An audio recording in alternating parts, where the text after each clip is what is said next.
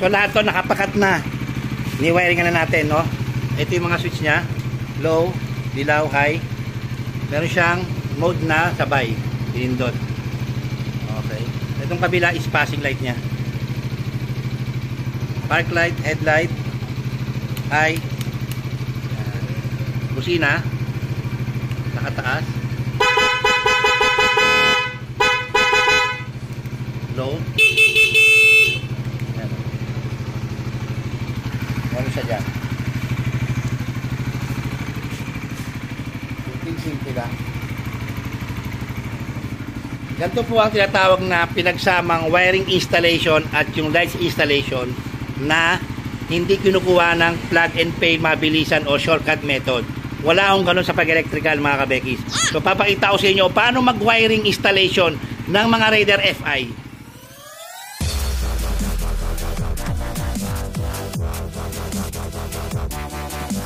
So fresh po na Raider FI, December 2023 lang nabili to. At dumayo po ito sir, galing po ng Nubaliches. So last month lang ginawa ko yung sniper sir, sinet-up po ni Riverco power apply. So ito po, ang ipapakita ko is, ano ba ang magiging itsura ng mga Raider FI nyo pag nagpa-wiring setup kayo, kagaya nito. May TDD siya na ganito, may voltmeter, may charger, at may dual horn function, tapos naglagay tayo ng pailaw dito, underglow. Siyempre, power appliance mga bekis, no? One relay setup. Ayan na po yung itsura sa harap nyo.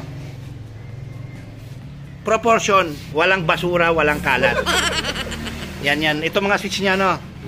So, ito yung voltmeter, ito yung charger. Ito yung dual horn niya. Ito yung sa TDD niya. Meron siyang passing light para sa TDD. At syempre, meron din pong, ito yung dalawa. Sabay daw, high and low iilaw. So, hindi simple yung wiring yan. Marami pong nakakabit na wire sa ginawa. Mukha lang konti kasi po nakamaayos yung wiring. At yun po dapat ang ginagawa nyo.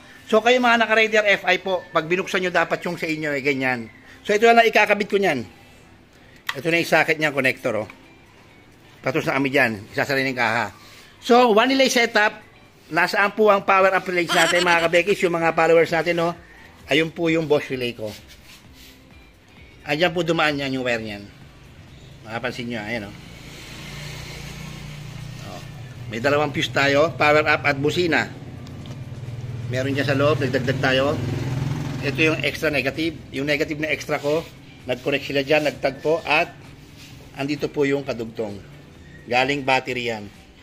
Okay? So yung busina po, saan yung relay? Electronic type, ayan po sa loob nito.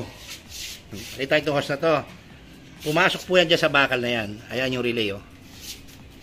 Electronic type relay. Ayun, yan, yan na yan. Okay? Dito ho dumaan yung wirings niyan. Wala hong sumabit, walang sampayan na palabitin. Nakap orient ng maganda ang wirings niyan. Ayan, oh. Pumasok sa ilalim doon. Doon lumabas. Ayan siya. So, may pailaw yan, underlights, ayan, oh. Kabilaan. Yun ang gusto ni sir. Okay?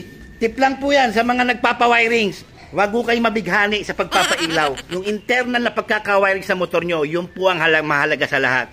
Hindi po yung pinailaw lang yung motor nyo. Dati rin po akong ganon. Way back 2014, 2015. Pag nag-wirings po kami rito sa isang araw, 3 motor, 4, lahat naka-projector. May mga assistant ako. Binago ko lang yon, gusto kasi walang back job. Close to perfection po. Dahil yun po ang wiring installation. Hindi po yung wiring lights pa ilaw. Okay? Isasara namin yung kaha mga kabekis, no? Dahil i-demo ko sa inyo yung final.